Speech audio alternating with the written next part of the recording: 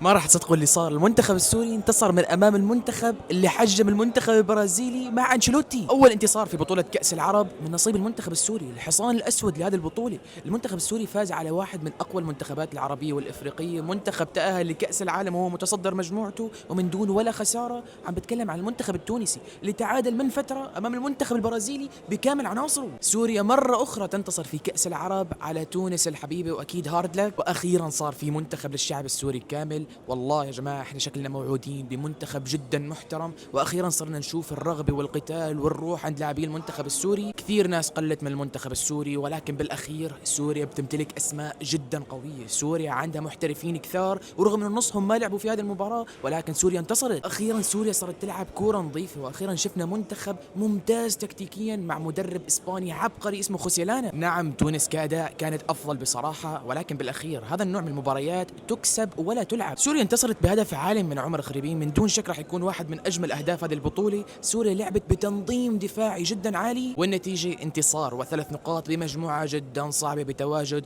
فلسطين، قطر وتونس.